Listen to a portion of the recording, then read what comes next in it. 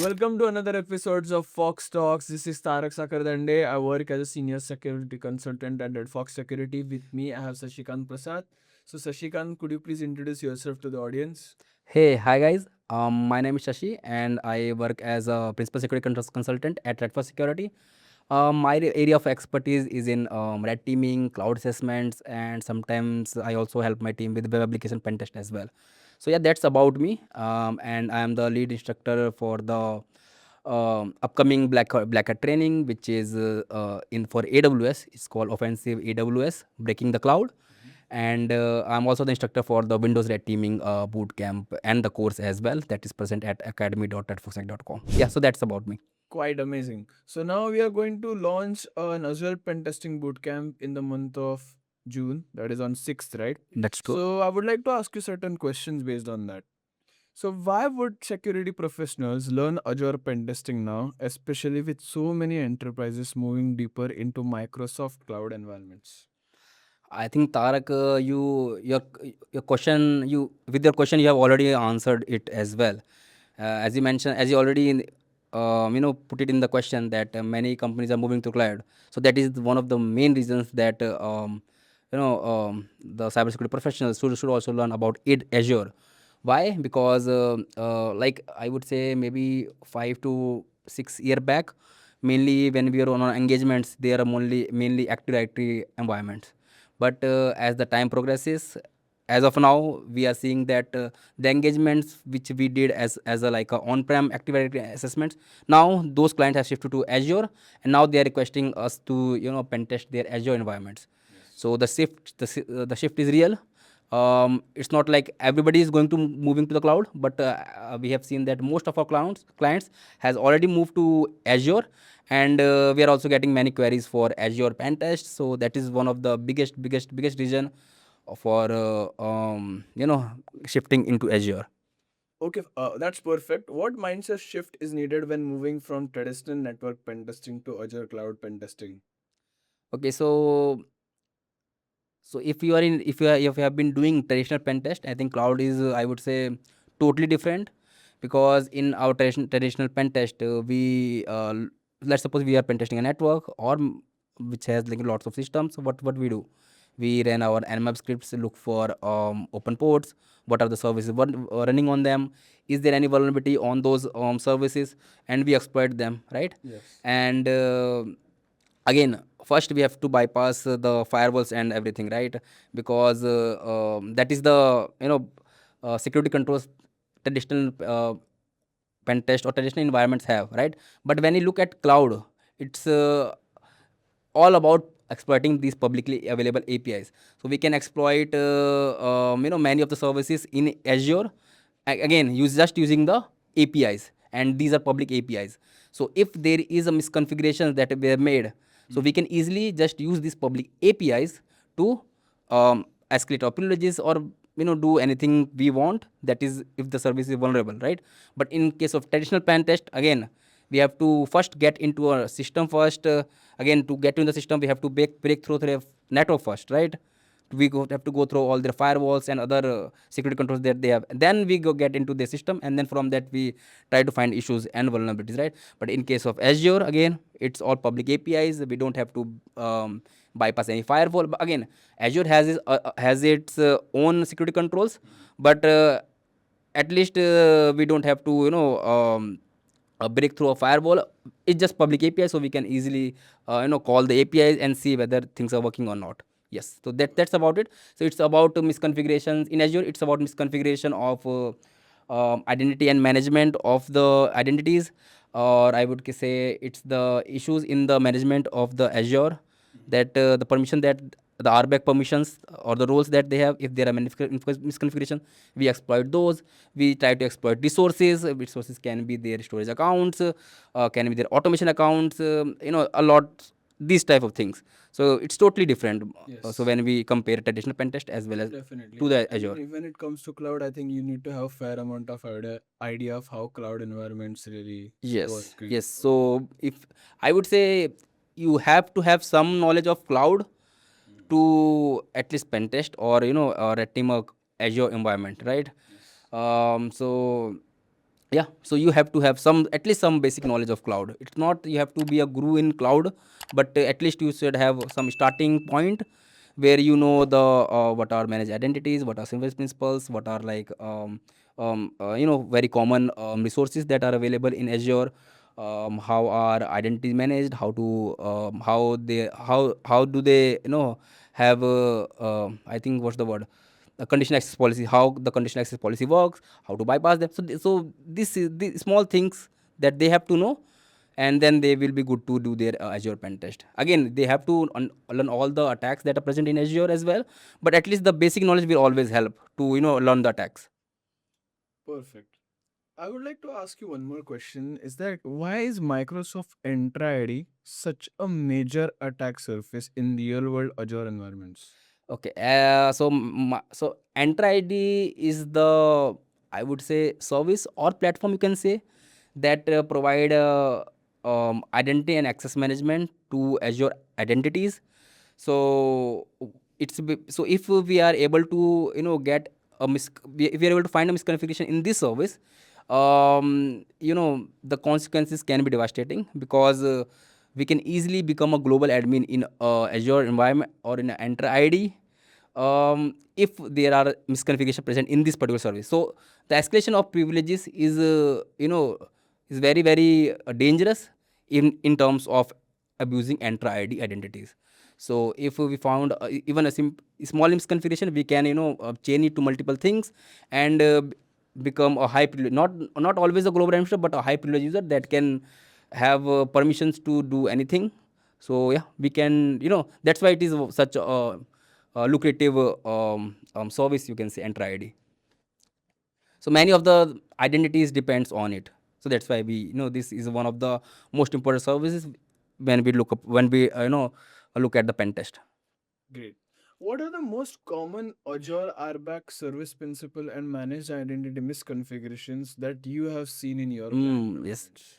So when talking about service principles, so the main issue that I have seen is the leakage of the credentials. So in many resources like automation accounts, storage accounts, credentials are lying here and there, right? And for the service accounts, they don't have any mandatory MFA as well. So if we have found a credential, then we can use this credential. And if there are over permissive roles that are attached to the credentials, to the service principal whose credential we have found, then we can abuse those roles to move laterally or escalate our privileges. Same goes with managed identities. So if the managed identity is overly permissive, we can easily abuse them and escalate our privileges. Again, and why these misconfigurations are happening in these service principal, or maybe let's say managed identity, the main reason is because the administrators are lazy, and just to make things work, they provide high level privileges to these identities, and they don't follow the principle of least privilege. That is the reason the misconfiguration keep coming in these identities, service principal as well as managed identities, and we can find credentials easily for this. That's why they are such lucrative identities for attackers. Because if, let's suppose, if attacker has found a credential of a user, then they might have to bypass conditional access policy or MFA if they are in place, things like that. But for service principals or managed identity, they don't have to bypass them. They can directly use it. Okay, perfect. Now, the next question is really interesting because even you have had a fair amount of experience in Windows red teaming as well, as you rightly said in the Yes. start, and now you are in cloud. So, how do attackers typically move from initial access to privilege escalation and persistence in an Azure environment? Okay, so if we take a look at current scenario, okay, so previously the one of the easier way to get access to get a foothold in Azure environment is the password spray attack. But again, I think Microsoft has worked a lot in the security department, and the reason because they have been hacked because of a password spray attack. So that's why they have taken the password spray attack very seriously, and have by default implemented MFA for all the user identities, right? So that is one of the footholds, one of the ways we get foothold earlier. But again, since Microsoft has fixed that, I think it's now it's mostly about phishing based attacks or attacking applications that might give us a remote code execution on the system, and that system might have some managed identity. Yeah, but main attacks that we have been seeing is the phishing based attacks. Generally, it is the device code phishing attack that we have seen. I think recently Microsoft also has published a research that I think 90 more than 90% of the attacks that they are seeing are device code phishing. Okay, so yeah, that's the main idea. That's the main thing that company should be worried about is the phishing based attacks, because that is how attackers are getting foothold Access. access in the cloud environment.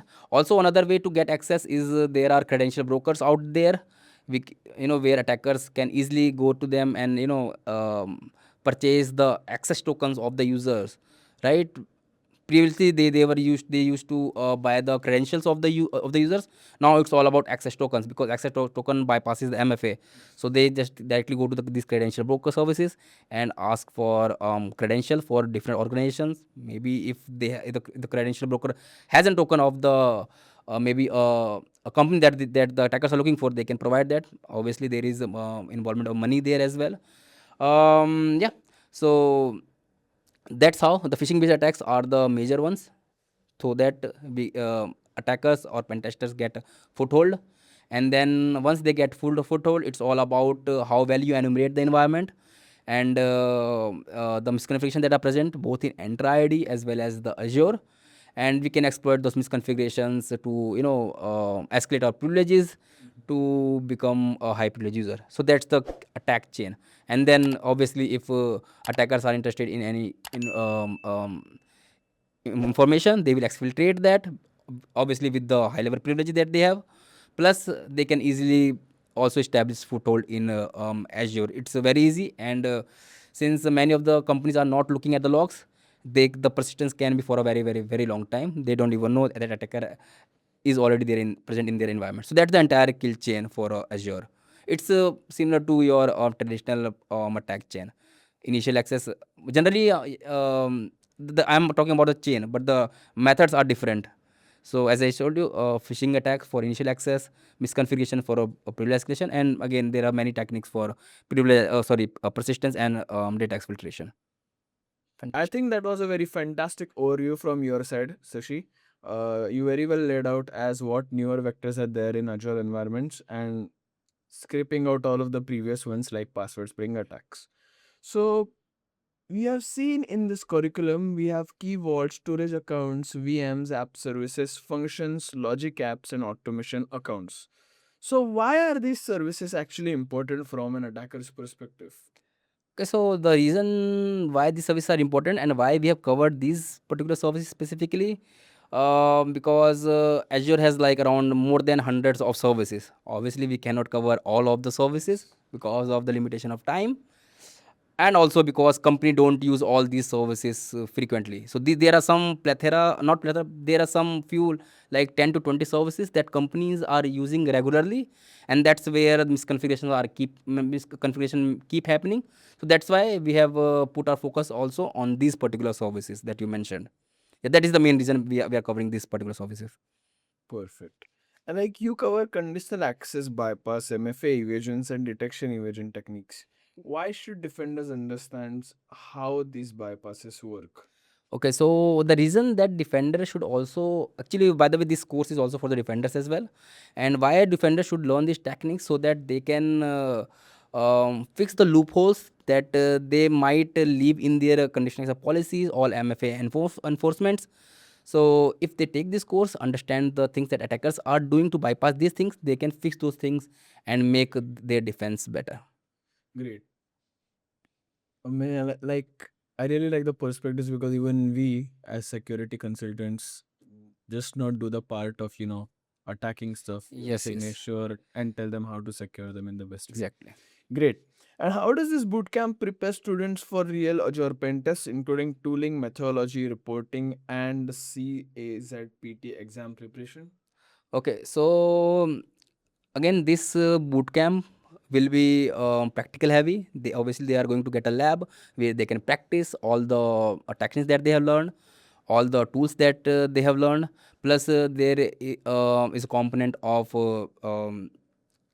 writing your own tools, because again, Azure is mostly so Azure has well documented APIs that attackers are already using.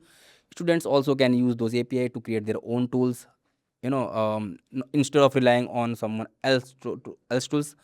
And by tooling, they will also understand how the attacks are working, behind the scenes. So that's why students should be taking this course or the boot camp, I can say, because they will first learn the methodology, right? The attacker mindset, then how to write their own tools, and how to write a better report. Because as the name says, it's a Azure pen testing bootcamp.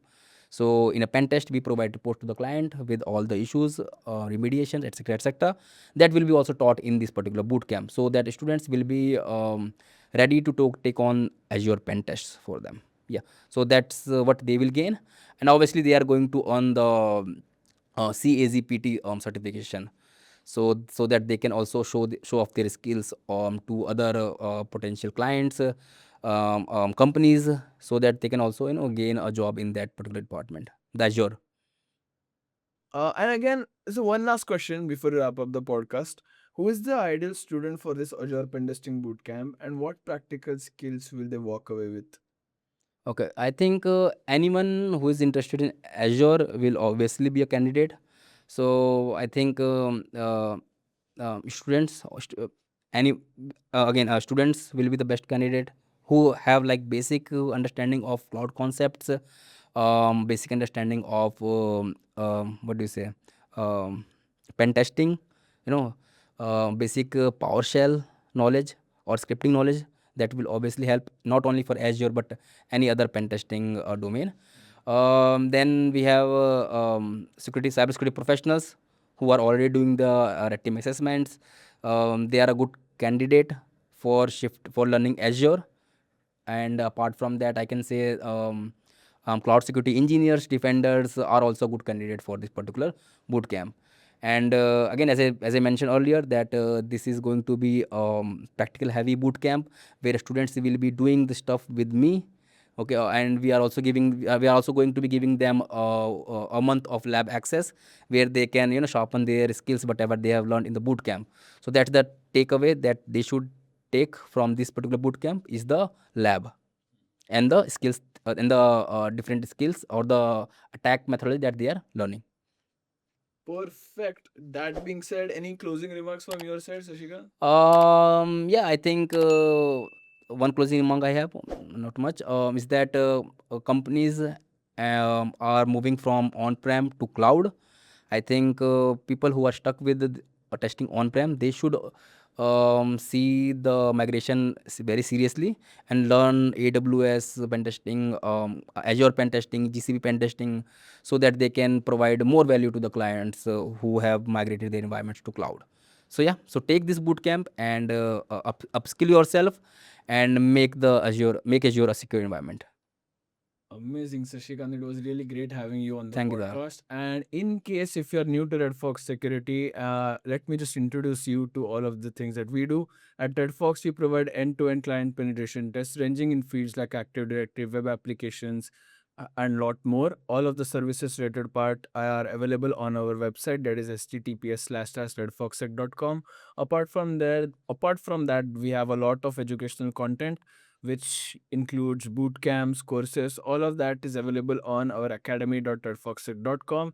And if you want to know more information about the Azure bootcamp, you can always go on academy.redfoxsec.com and check out the course curriculum, content, and the instructors over there.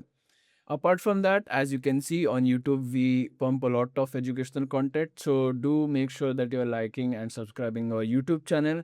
And I will see you in the next one as always.